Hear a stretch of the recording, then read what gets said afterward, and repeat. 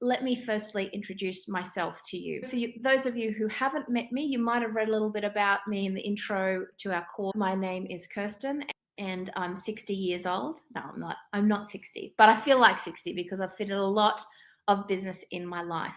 From a very young age, I bought my very first house and I got into business, and I was a mother at a reasonably young age. My daughter is now 22. She has also done this 6-part series on the MasterClass. Well, she's actually done the extended series, but she's been with me throughout the whole journey of being in business. For over 20 years, I've been a mother and a business owner. What that means to you being on this is that I'm approaching this very differently. I'm not here to tell you how to do things, not at all.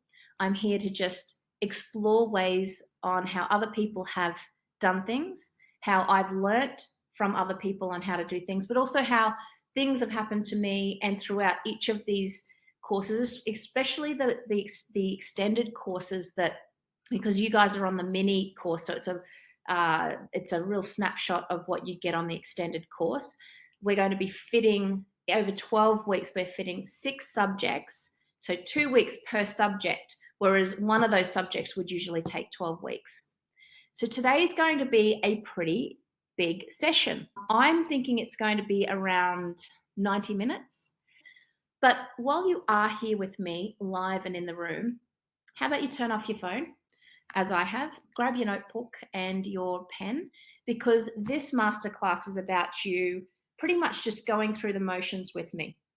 After the masterclass is finished, you'll have some activities to do over the next 2 weeks. You can choose to do them or you can choose not to. The masterclass series is about giving you a snapshot or a taster of what these courses have on offer, even though they're extended, and I might even break them up a bit because I know I've got so much to talk about on each of these subjects. It's just not possible for me to fit it into a 45-minute or a 1-hour session. So I want you to buckle up, to really get your thinking hat on for the next hour and a half with me and enjoy the process of learning how to start your business.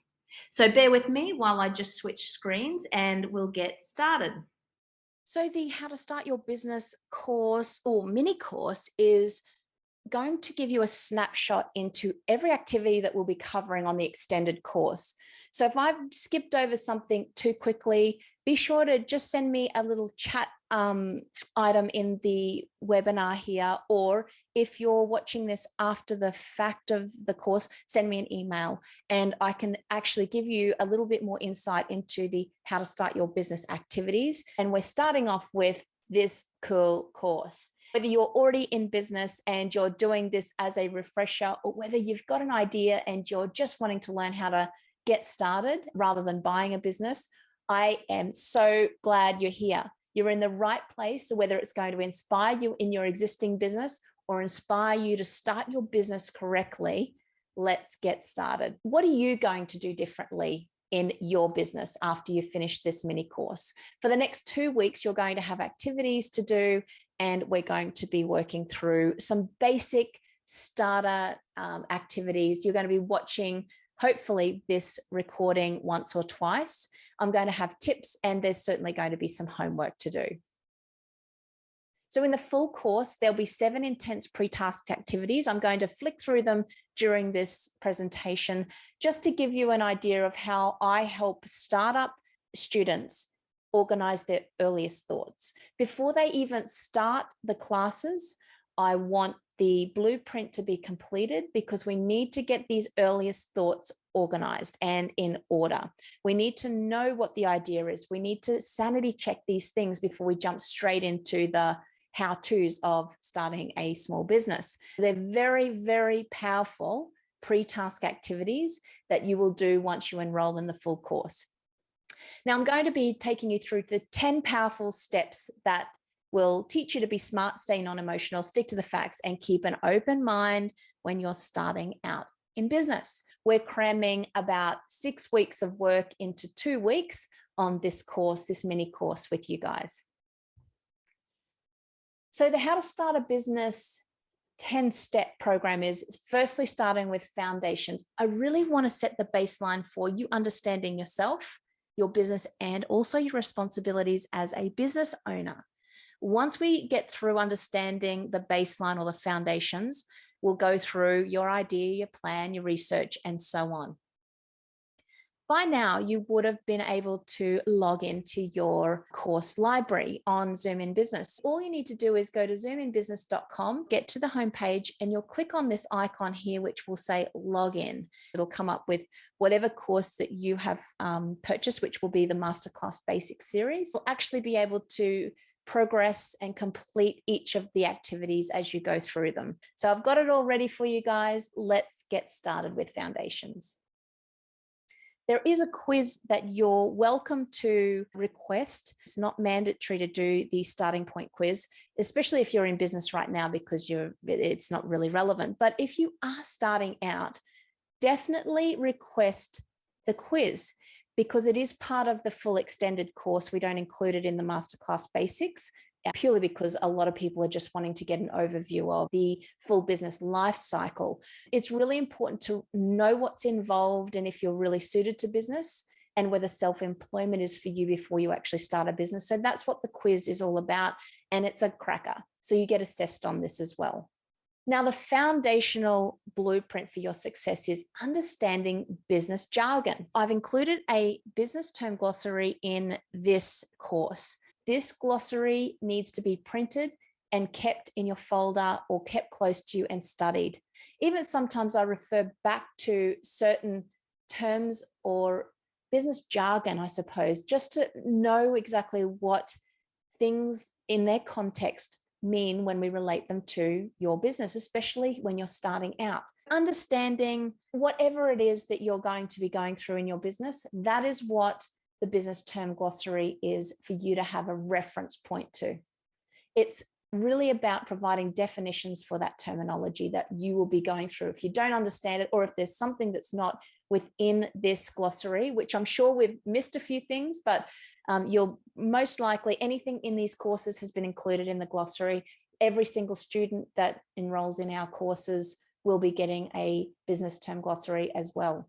So it's important you study this one wherever you are in business. Why are you choosing a startup? Or if you're already in business and you started up, why on earth did you start your business instead of buying a business? Especially when the failure rates of all new businesses throughout the years across the world are so damned high. I'm stretching now 20 years in business, but that doesn't mean I've continually done the same thing. I started my business way back. So I've been a franchisee, I've been a bootstrapped startup, I've purchased other people's businesses within that 20 years. It's not saying you've done the one thing for 20 years. It's most important that you look at why you're choosing a startup versus buying an existing business, because most of the reasons why businesses fail is because they run out of cash or fail to meet the demand or the market with their product or service. But what's not included in here, as much as I'd like to think got out-competed and no market need is one of the major reasons why people fail. If you don't have support with your startup, meaning you don't have your partner or your family or your friends, or you haven't got backup, then it's going to be a very, very difficult and challenging slog for you to start your business up.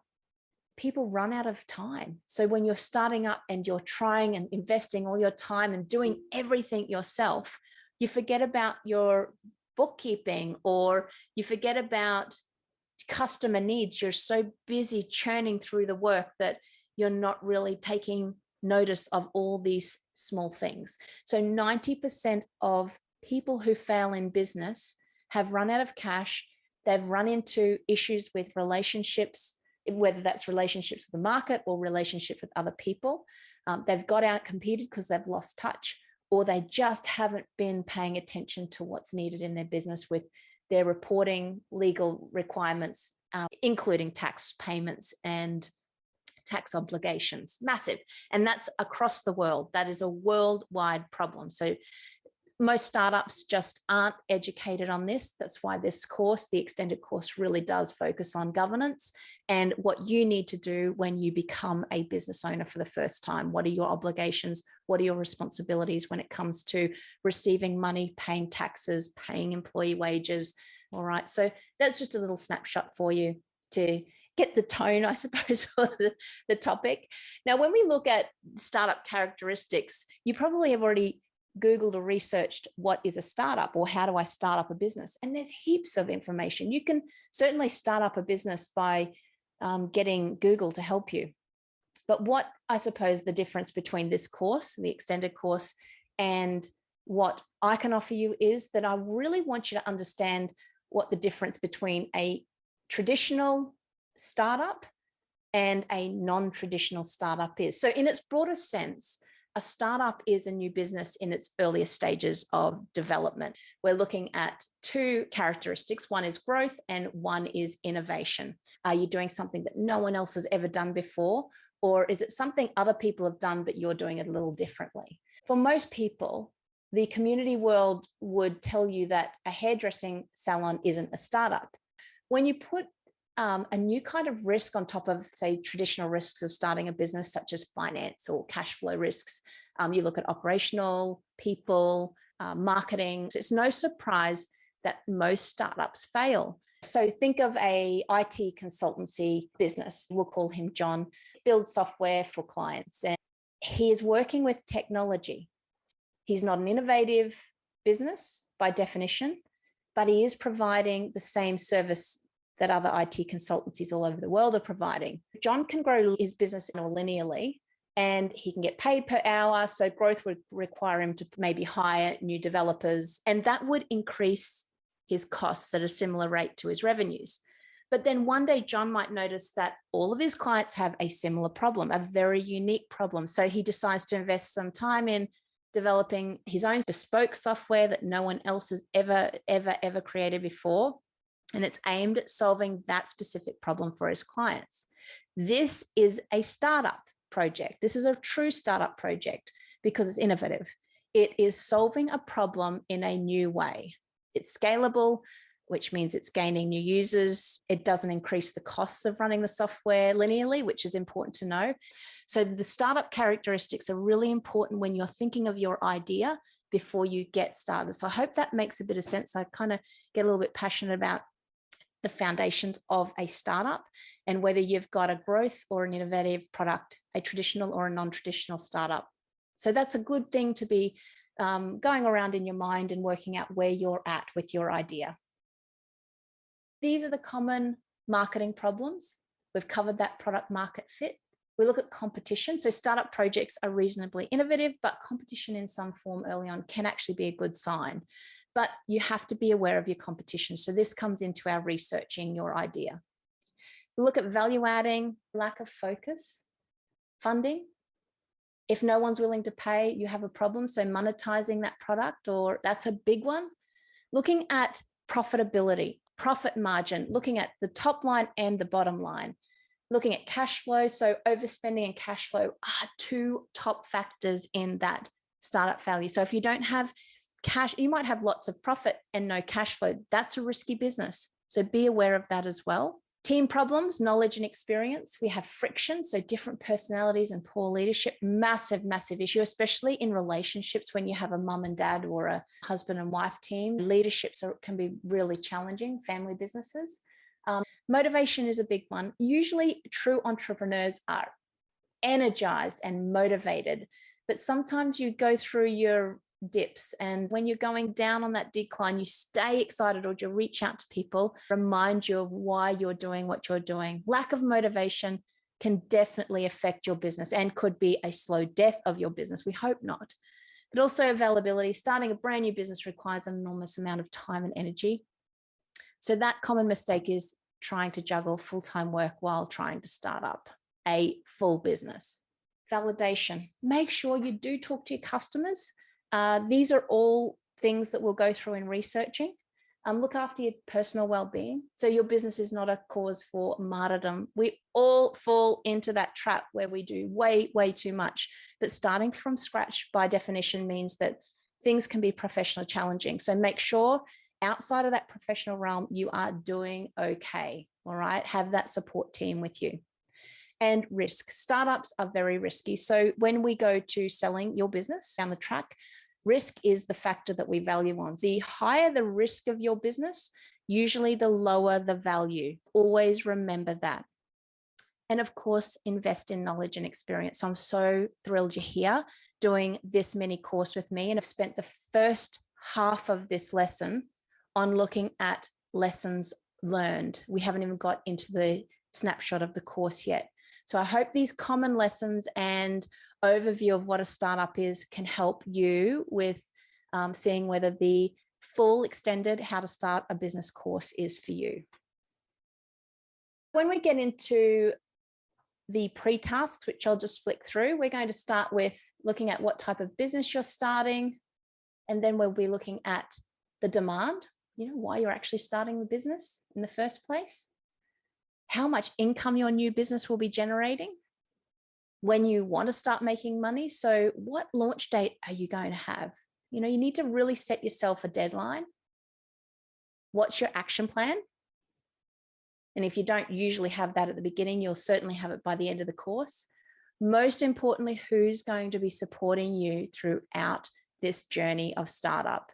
You need to write the names of the people down, their relationship to you, and get them involved. And let them be aware of what you're going to be undertaking here. And then we finish off the pre-task activities with a business blueprint. So this is really cool because it's actually a commitment that you'll sign. It's a fun activity, but as part of our pre-task activity on the full course, that's a powerful, powerful, powerful success principle that we have, understanding your business blueprint. All right, so our first subject in the How to Start Your Business course is looking at your idea. Even a fantastic startup idea might not succeed. And we often ask why that is. And it's not because that founding idea is out of touch with reality or the concept doesn't hold real world value. In fact, the spark of an idea is really dependent upon which everything else turns.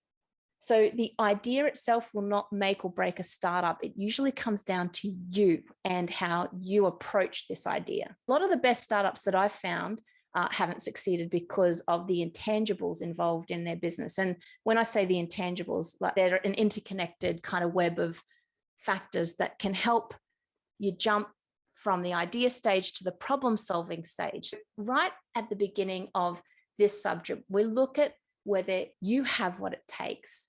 And I have a quiz that we do as well on understanding whether you believe starting a business is going to be a good fit for you. Honestly, many people believe that starting a business is a really mysterious process, but it's actually not. You might know you want to start a business, but you just don't know the first step to take. This chapter is all about finding out how to get an idea for your business, how to figure exactly what it is you want to do, and then how to take action on it. But before we get started, I want to clear up one very important point. People always wonder if it's a good time to start a business, especially during a global pandemic. Like COVID has stuffed everyone up. But the fact is, there's never really a bad time to launch a business. It's clearly obvious why it's smart to launch in a strong economic climate, but people have money all the time. They're always looking for ways to spend it. But launching in tough or uncertain economic times like now can be just as smart if you do your homework. So presuming there's a need for your business, go for it.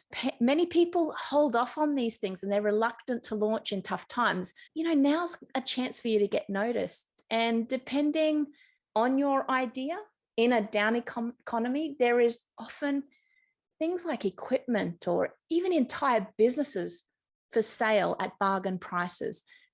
Brainstorming an idea, we go through this in depth. So you've got to definitely find your passion, find the overlap. On the other, I want to say simply being passionate about your product isn't sufficient to make it a success. You really do need a balance of personal dedication, but also equally you need public interest or your customer interest. Also find the weaknesses which will help you with finding your passion. Have a look at what you're personally lacking or what the weakest points in your plan that you need to address.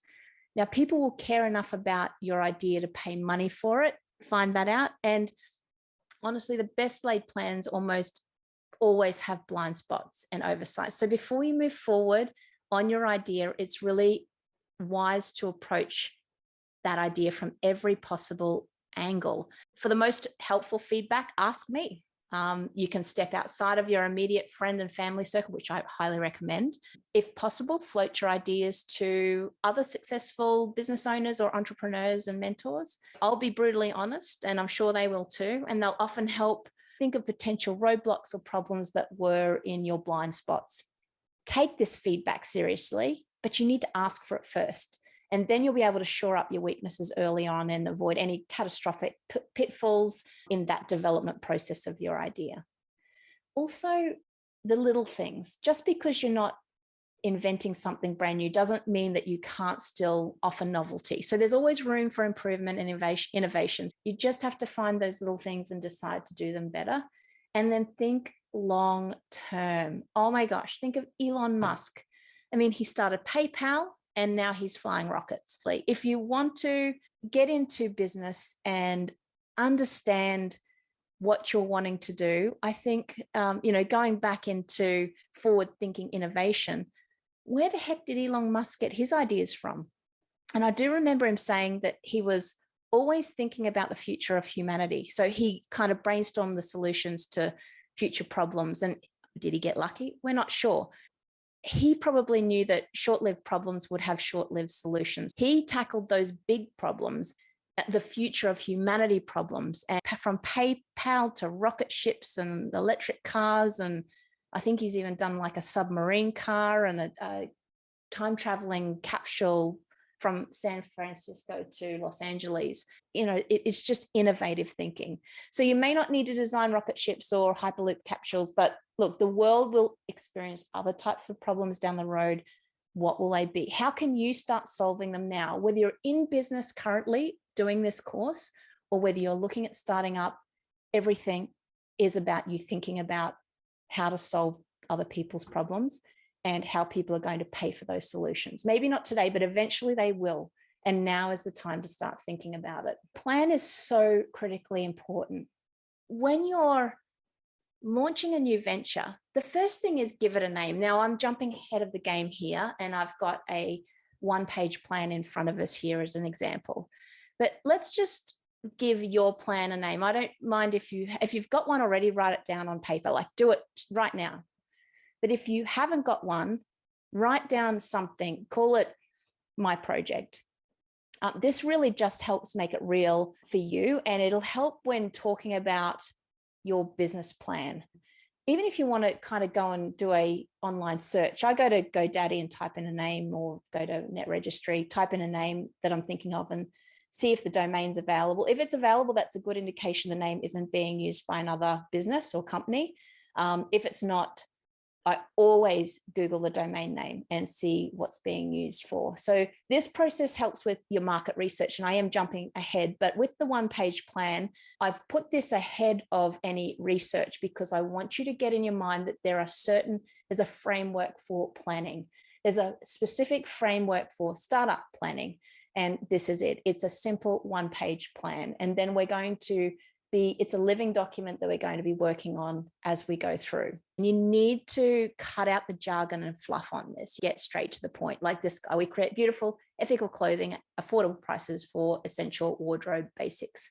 Make it short, sweet, no jargon. Look at the market opportunity, your solution, who is going to be buying from you and who is already selling the same kind of product that you. So look at your competition, need to look at your funding, identify how much you need or already have, and what it's going to be used for. Then have a look at what repayments are going to be made, because it has to be repaid to you. If you give money to your startup venture, you want it to be paid. Well, I would expect that you want it all paid back.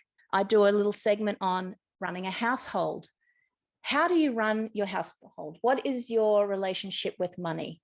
If you haven't yet done this for your own household budget, then get in and do it for yourself, and then get back into this course. Pause it right now and go and do a vision for yourself in your life, and make it just a simple one page. Keep things short and to the point, but you need to understand how much money you're going to be making. What's your vision for your life? Who are you going to be sharing it with? How much money do you have?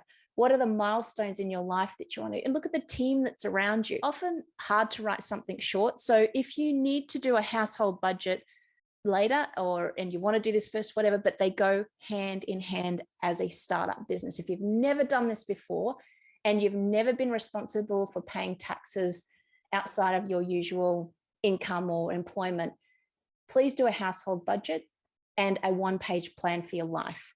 Then come back to doing this important work, but whittle it down as you go. And especially if you need more than one page, ensure your language is really clear and simple. Honestly, a 12-year-old should be able to understand this. If you're struggling with doing a one-page plan, let's do a SWOT analysis. And there's a template that you can download to do a strengths, weaknesses, opportunities, and threats analysis. Strengths and weaknesses are obviously internal factors.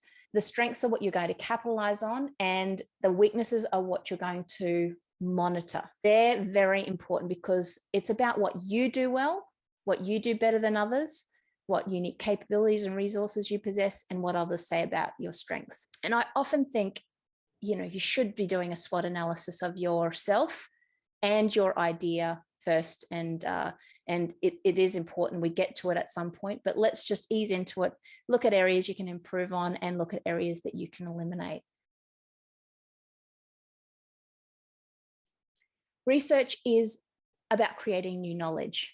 Based on any evidence, it's better to start with any kind of market research before writing a business plan. So as I said, is it the chicken before the egg? I've put the one-page business plan or the business planning before research, but essentially they go hand in hand. I wanted to kick you off with the planning process and revisit it after you've analyzed which products or services are going to be lucrative for you and your idea, and which ones aren't going to meet the market. So we're going to be looking at researching. In addition to researching any of your products and services, we're going to be really looking at that target market, how they're reachable, winnable, and repeatable. Researching marketing, but also how you're going to be making money, like selling to people. Your fundamental step to launching your startup is going to be knowing about who that target market is. Most people skip this, but it's crazy. Why would you skip researching your market?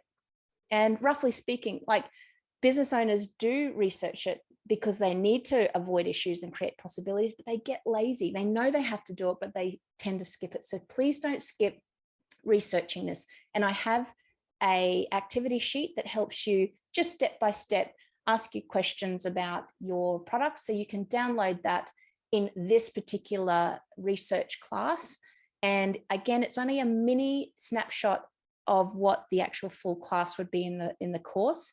Even if you're in business right now, guys, creating new knowledge, have a look at who's around right now and who's not buying from you, really, or even who is buying from you and who could be buying more. So during the course, we also go through the different types of market research. So we're looking at customers, market research, and then we're looking at your competitive research, understanding who your main competitors are in your segment. So you need to look at doing a SWOT analysis on them as well. So once you've identified, say, the top 5 nearest direct competitors, whether they're online or whether they're in your physical region, you'll be able to use that information to map the advantages and market position of your startup business idea. Now, as an additional step, it might be useful for you to determine who your direct and indirect competitors are. Now, what I mean is the direct competitors belong to, say, the same price segment of your product and service. They kind of have the same target audience and product promotion and distribution channels. Indirect competitors, on the other hand, they're similar to yours, but the product or service is distinctly different. There may also be differences in pricing strategy and all of those things throughout the distribution pipeline.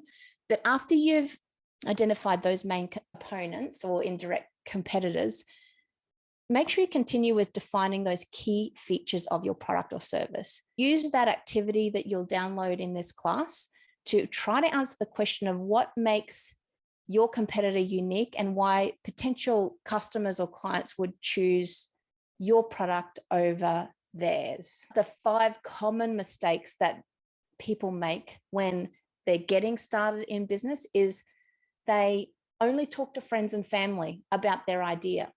Big mistake. Number 1 I've got on my list. The other thing is relying too heavily on one set of research data. So you've got to really be dynamic and flexible with where you're researching. Don't just rely too heavily on one statistic or one area of influence.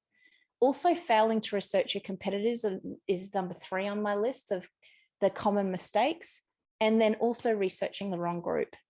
So keep that in mind when you're doing any research for your startup idea.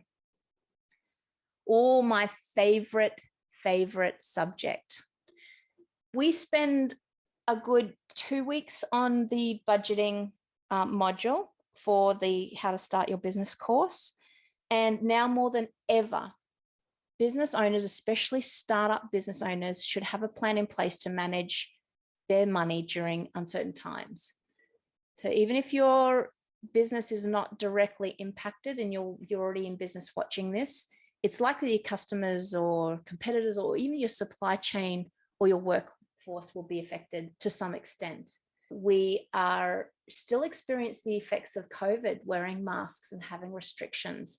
I mean, what does that mean for your cash flow? And how do you plan for uncertainty when every assumption is subject to change? It's a big, big one. I just wanted to make that precursor before we got into budgeting, because regardless of whether you're needing lenders or investors to fund your startup, you definitely need to ensure that your finances are in order, but you're also aware of we're in uncertain times. So a budget's really, really easy. I have got templates for budgeting or spreadsheets that you are welcome to reach out and grab if you're at this point. It's not included in the mini course, but the full course has all the templates and downloadables. But what we look at is understanding your startup costs, because they're different to your running or operational expenses. Forecast and budget will look the same when we start your business. But as time goes on, your sales forecast and your budget will be very different. And then when you come back to reviewing your budget every 6 to 12 months, you'll use your sales forecast to create or review the budget. Well, that's the way that it's done in my world. It could be different and you might have been taught differently, but I always love to have a sales forecast. I want to know how much I need by when to be able to break even. Also, you need to price your product or service, and then you need to look at the cost of producing or delivering or distributing that particular product to your customers. So there's ratios to figure out this as well, but the definitions that we've got here are going to be really important in setting up a budget. And often you can't do one without the other. So your gross profit margin, you definitely need to determine your price and cost of sales before we can calculate your gross profit margin as a percentage, and then look at your break even, which I call the margin of safety. It really does show how many sales it takes for you to pay the cost of doing business. You might budget Wednesday afternoon at 3:30 p.m. when we make that final sale is when we break even, meaning we're not making a profit, we're not making a loss. And from that point forward, we're making profit. And I love that break even calculation. I think it's just so very important for everyone to understand what their running costs are, what their costs of goods will be, and then working out when their profit making time starts, and you can really start driving sales then. The components of the budget that you'll be creating on the course just looks at simply your profit and loss and then your balance sheet. So the balance sheet is what you own and what you owe. So when you're starting up, you probably don't have many assets as such or tools and cash. So if you're loaning the business or this startup venture your own money, that becomes a liability that you'd like to be paid back. Or if someone's loaning you the money, such as a bank, that again, that goes on your balance sheet. If you're already in business, this is a no-brainer for you, but it's a nice way to remind you just to have a look at what you own versus what you owe and where you actually sit there. Now, the P&L or profit and loss is looking at your income or projected income or revenue, less your projected cost. That revenue is about your sales numbers and the price that you're going to charge for your product or service.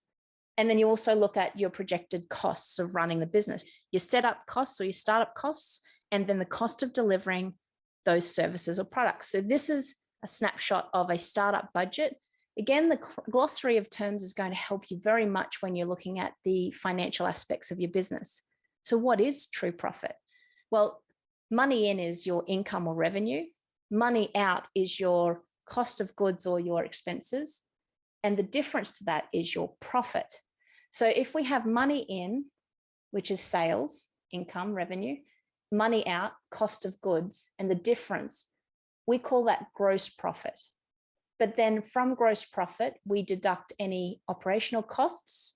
That could be your wages, your rent, your electricity, your marketing, all those accounting and general operating expenses. So your gross profit less your operating costs or expenses gives us a net profit. So there's two kinds of profit: gross profit and net profit. Critical for you to understand how to read a profit and loss statement.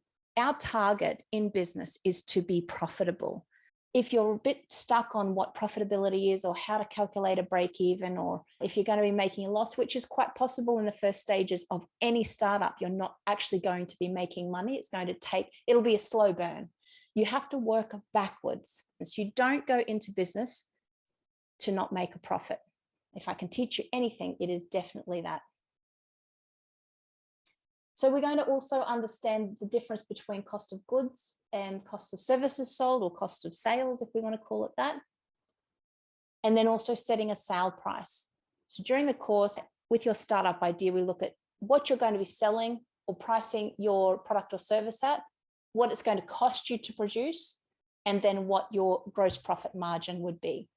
From there, we can calculate your break-even point, and we divide your fixed expenses by your gross profit margin. And that will represent the level of sales income you need to break even.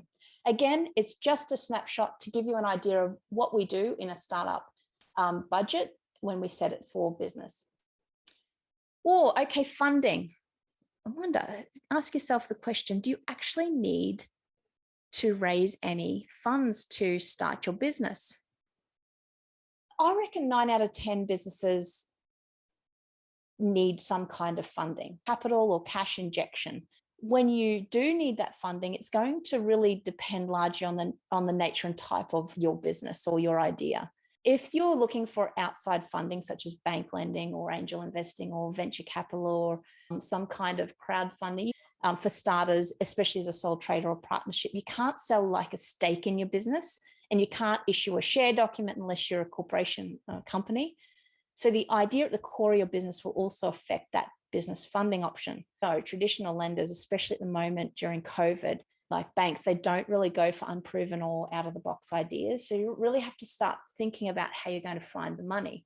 So I thought this would be a great visual for you. You've got a lot of activities in the full course on where you're going to get funding through. And there's really two broad categories. There's debt and equity lending. So debt is where you borrow money and pay it back generally with interest, and equity is where you get cash by selling a part of your business to invest. If you've got to this point and your head's spinning, take a break and grab a cup of tea, because structure is really the head scratcher for everyone. It's understanding how on earth you get a business name and then you register as a sole trader or a company or a partnership, and you have to make lots of decisions here because shit starts getting real at this point.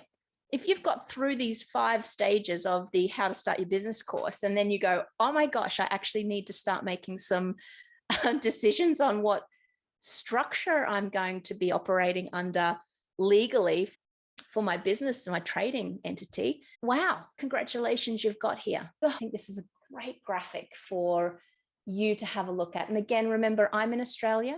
This could be slightly different. I know New Zealand, Canada, we're very much the same. As a sole trader, easy admin, simple tax, not a great deal of legal protection, and you can't sell shares as a sole trader. Essentially, you're using your own tax file number, your personal tax file number, to record the earnings from the venture that you have.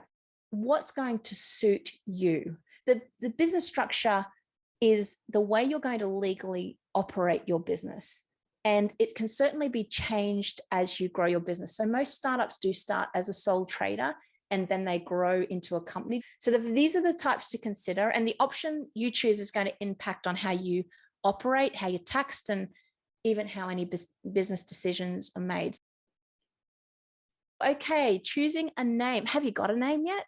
It's really important that you get an emotional connection. I had a company called BizRich, and I did business sales and I did business coaching way, way, way back. And I wanted to create a magazine And I wanted to help. That magazine was about helping people accelerate their growth in their small business. And I could not for the life of me figure out a name. So my best friend and I decided to do this little startup project together. And we'd gone through all of the feasibility, and we knew that there was a demand for it. We just needed a jolly name for it. And I'm in my little convertible, flying around the corner, and suddenly this Zoom came in. And I thought, that is the perfect name. Trademarked it straight away. Zoom in Business was available. It was protected and part of my life, and I'd been growing it. Interestingly, when COVID came, the name Zoom became very prominent. It goes without saying that my trademark has been a little compromised. Little did I know that down the track, searching Zoom in Business would be on page 10 because a global name dominated my searchability. I have been protected, and I use trademarking as that. So when you go through this, and I really do cover that off again more extensively in the course, but choosing a name, it might be great now, but down the track, you've got to think long term, and it's unpredictable. The name you select for your business is going to affect the way people think about it. And look, it can improve your odds for success or your odds of failure. Start off on the right foot with a great name. Ask yourself, do you want to fit in or do you want to stand out? And choose a name that people are going to remember. Make sure you do your checking. So jump on. In Australia, we go to Asset Connect to check on business names. You can go to the IP Australia website to check on trademarks. Avoid doing the things that people get lazy. Like the lazier you are, the more mistakes you're going to make when it comes to choosing a name. A bit of work in developing a brand as well before you. So I always had a 5-pointed star, and I always wanted like a Zorro image. I had it, I could visualize it. And, your name forms the basis of your branding. So a bit of work on developing the branding, and imagine what the name will look like as a logo or on a business card or on a shop sign is always really, really valuable too. Have fun with it, most importantly. Now, I'm not sure whether you're working from home or you're needing a shop, but if you are needing a physical space to lease, gosh, get some legal advice on it. I really recommend that you do that before you sign off on any tenancy agreement. There's a lot that can go wrong. People jump into these and they get sold on the emotional aspect of a location. But depending on your budget, you really need to look at and get an accountant or lawyer to advise you on tax implications and what the best option is for you, especially in that startup phase. So you'll be on a tight budget, and it's kind of rare for anyone to lease more space at the beginning. It might be something you grow into, but don't forget that growth is the goal. If you do decide to work from home and then move into a space that has a few extra desks or more equipment, that's fantastic. Obviously, there's going to be more cost to that. And sometimes landlords, especially at the moment, they're offering honeymoon leases or flexible leases or pop-ups. There's so much opportunity right now. Working from home has its disadvantages as well. So look at where you're going to be starting your business, but always have that growth in mind that you want to be out there, whether it's through a website or whether you're doing more marketing. Location, location, location. A startup's never going to be a one-person team. Okay, I know that might be difficult for you to see, but success is built by finding a team of passionate, talented, and ambitious employees that are going to share that vision of your business and carry it with them every day. They might not be paid employees. They could be someone like me. It could be your accountant, your bookkeeper, your lawyer. We need to work out who is doing what in your business, especially at startup phase. So I've got this as a downloadable document. You can change the little people and put your own faces in there if you like. But really, let's work out what the organizational chart of your business is going to look like. Even if you're planning solo, your face might be on each of these at this point, and then you want to recruit or hire someone to replace you at some point. But you're definitely going to need someone in sales, in marketing, in administration. You're going to need a HR person, and you're going to need a customer service person, and you're going to need a whole heap of people that are going to support you. They could be simply bookkeeper, lawyer, accountant, mentor. Add me in there somewhere if you like, as your trainer or your business mentor. So this is important right now as you go through your structure and choose a business name and set up your legal trading entity and go, okay, what does my business look like? Now, if you are hiring people straight up and you do have the funds to hire people, that's fantastic. It really just means that your founding team you need to understand what the gaps are and determine how and when your team need to address any challenges. That's as equally important as getting your product into customer hands, to be honest. Having team to help you, wow. When you have employees, you also need to make sure that you understand your obligations from both that legal and taxation standpoint. You can hire freelancers or contractors, independent contractors. But look, since you probably intend to stay fully or partially remote even after the pandemic, if you'll decide that being home-based and working online is for you, gosh, you can outsource so many people these days. So make sure that organizational chart's all ready to go. It gives you that vision. And you need to also, for every person on that organizational chart, complete a position description. And I always work on the Maslow's hierarchy of needs. We look at what people want. And I thought this was just so important. Right now, what we need and what we want are two very different things. But when you're employing people, and especially when you're in startup phase, have a look at this hierarchy of needs. And really, we do live in a world of want. So that's why it's so important with an idea that you've never tested or you haven't researched enough. This hierarchy of needs might just bring you down to earth and get you real and honest with your idea before you go and invest a whole heap of money into it. Are you wanting recognition or are you needing recognition? What is it that you need in terms of security? Are you needing a regular income, or are you happy if you've got plenty of savings to keep you going for a long period of time without any income? Startups are a slow burn in most cases. So be prepared. So starting a business is underpinned by marketing. We really need to look at your strategy here. The how, the who, and the what is about getting a message out there, understanding the mechanisms, and how you're going to test and measure the outcomes. Now you can download this straight away. It's part of the lesson plan here. And all you need to do is scribe in with a pen on what you think. You can print this off 10 times if you need. But what it is about is communicating your message to people who don't know about you. They don't know about your product or never heard of you before.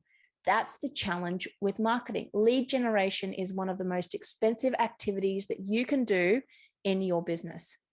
So it's important to get it right. Whilst we talk about marketing, marketing is an overarching principle of branding and advertising. So before you start selling your product or service, you need to build up your brand and get a following as well. So that's what this strategy is all about, is getting you to start thinking out of the box. So the marketing mix and looking at what you sell and how much you sell it for, where you're going to promote it, and how your customers are going to find out about it, they're so important. Now, we cover all of this 4 Ps in the How to Grow Your Business course, and that will just absolutely get you flying. So I wouldn't worry too much about doing a comprehensive marketing strategy at this point. If you've got to the stage where you understand your research, you understand your price point, you understand your product, we can start working through a plan as you move into the phase of launch. But most importantly, you're definitely going to need a website. You're definitely going to need social media. You're definitely going to need a logo. And you need to create a strategic marketing campaign. It can be as basic as the marketing tree, but it has to combine that marketing mix. The biggest thing I think is in business is understanding what's at stake. more often than not, selling the hundreds of businesses and working with more hundreds and hundreds of people over the years of selling their businesses, most people just weren't prepared. And understand, is your business going to be something that you can build and sell down the track? Or is it something you're going to build and keep? Or is it something you're going to build and close when you're not in it anymore? So if you choose that you've got to the end of this mini course on how to start a business and you think, gosh, it's just way too much work, but you're still feeling entrepreneurial and you've got a little bit of money aside, think about buying a business. So buying a business is just a little bit easier than starting your own business. Remember, you can come in and buy something that's already established, that someone's working in and making money out of, and it saves you all of the hassle and heartache and expense of starting on your own. So when I've got you to this point so that you can understand the comparison between startup and an existing business, and both of them are assets that you can grow and sell at some point if you wish. But if you don't wish, that's a-okay. Just be aware that at some point, every business owner has to exit their business. You are going to want to leave your business at some point. And unfortunately, most times I am approached by people who were not prepared to sell and they have to close their business. So the unplanned Ds, death, divorce, destruction, death, disease, dis-ease, all the Ds, they are the most dangerous to your business. So we need you to be prepared. And in the full course, we do an exit plan. We talk about an emergency plan and an exit plan. So what happens if you got sick? What happens if, even if like COVID was to really affect your business down the track, or another pandemic? What about a natural disaster? If you decide to sell or are forced to sell, as I was forced to sell one of my businesses through a divorce. I was not prepared and I did not want to sell it, but I had to, I was forced to. So if you choose to sell your business, that's fantastic. You've got to be prepared to sell it for what the market value is. But if you cannot sell it, you have to close it. I want to encourage you to avoid any of these problems in the future. Just understand your obligations. So typically, most businesses have responsibilities in relation to, let me just think off the top of my head, definitely your business structure and any licenses and regulations that you have. You might have some responsibilities relating to, say, the product or service or goods and service that you sell. And you might have some agreements or contracts that you need to uphold, or once you get them, remember, these are all part of you legally fulfilling any contracts that you have. Certainly leasing any premises. If you go into some kind of tenancy agreement, you have obligations until the end of that contract. Certainly employment, when you get employees, they're going to be big legal factors you have to take responsibility for. And obviously their occupational health and safety, and looking after your own privacy, their privacy, and the information. So also protect your intellectual property or your know-how. Now, these are all in the checklist that I've created for the How to Start Your Business course. I can assure you that if you can complete this checklist, which you can download now, you'll be well on your way to starting up your business. If all of those are ticked, well done, congratulations.